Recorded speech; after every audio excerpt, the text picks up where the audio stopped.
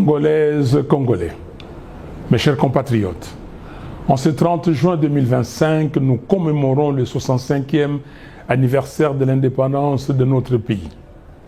C'est un moment de mémoire, mais aussi de vérité. 65 ans dans la vie d'un homme marque l'âge de la maturité, le temps de transmettre un héritage. Pour une nation, cela devrait être celui de la stabilité, de la dignité retrouvée et de la cohésion nationale. Mais force est de constater avec lucidité et humilité que les rêves portés par nos pères fondateurs s'étaient étiolés. Les Congo forts, libres, dignes et prospères qu'ils espéraient peinent à se matérialiser. Pire encore, notre pays est aujourd'hui menacé dans son intégrité même. Plus de 100 localités, y compris des villes majeures comme Goma et Bukavu, sont tombées entre les mains des groupes armés. Le M23 et l'AFC, avec le soutien du Rwanda, terrorisent nos provinces du Kivu.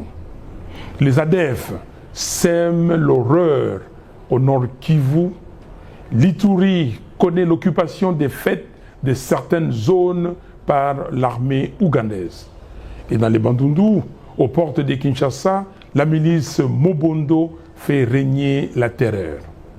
Ces atteintes à notre souveraineté ont plongé notre pays dans une crise humanitaire d'une ampleur sans précédent.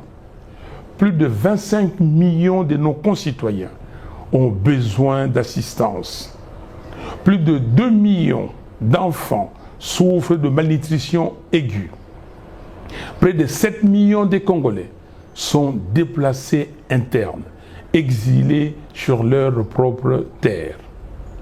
Derrière ces chiffres, il y a des vies, des douleurs, des familles, et nous ne pouvons en conscience détourner le regard.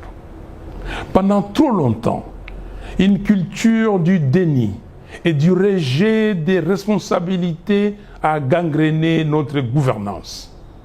Oui, nous faisons face à des agressions extérieures, mais cela ne peut en aucun cas nous exonérer de notre responsabilité première, protéger notre peuple. Nous sommes comptables de l'unité perdue, de la misère grandissante, de l'absence d'espoir. Mais il n'est pas trop tard.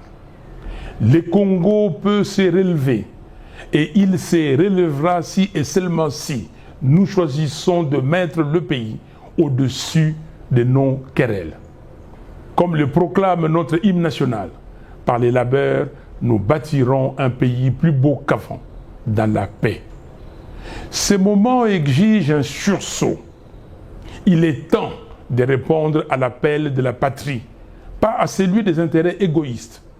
Notre Constitution, en son article 63, nous rappelle notre devoir sacré. Tout Congolais a les droits et les devoirs sacrés de défendre le pays et son intégrité territoriale en cas de menace ou d'agression extérieure. Cet appel dépasse aujourd'hui les cadres juridiques. C'est une exigence morale, un impératif historique. Alors que notre pays vient de signer un accord de paix sous la médiation des États-Unis, nous prenons acte de la dynamique positive qu'il peut enclencher. Cet accord, bien que perfectible, peut représenter une opportunité de faire taire les armes et de créer les conditions d'un apaisement durable. Pour autant, nous devons rester vigilants.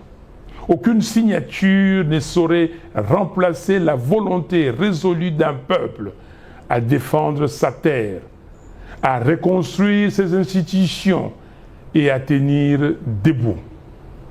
Nous appelons nos partenaires internationaux à faire respecter la résolution 2773 du Conseil de sécurité des Nations Unies, à régler la question des FDLR qui ne doit pas être indéfiniment imputée au Congo et à nommer les choses avec clarté. L'agression que subit la RDC ne peut être maquillée sous l'expression des mesures de défense.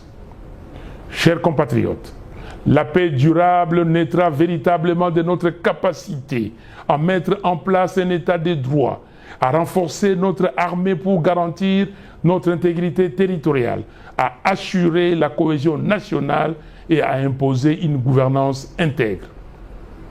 L'histoire de peuple nous enseigne que la paix passe par la cohésion et la cohésion passe par les dialogues.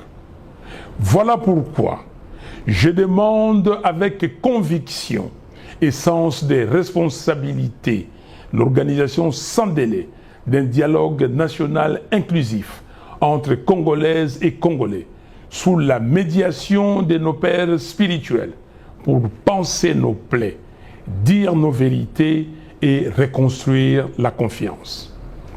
Le 5 juin, j'ai rencontré Félix Tshisekedi. Depuis, j'ai échangé avec d'autres leaders politiques et figures de la société civile.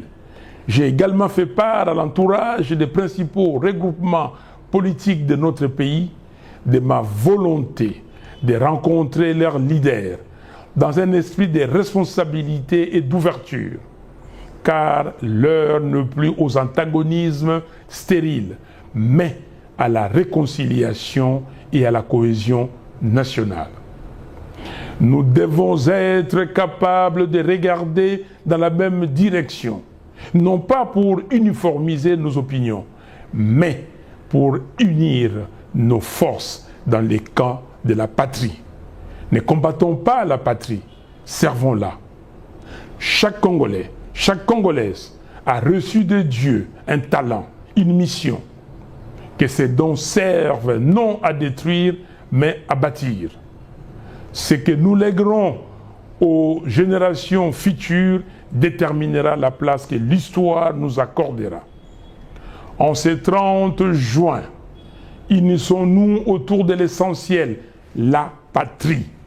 Ne trahissons pas notre histoire, ne trahissons pas notre peuple, ne trahissons pas l'espérance.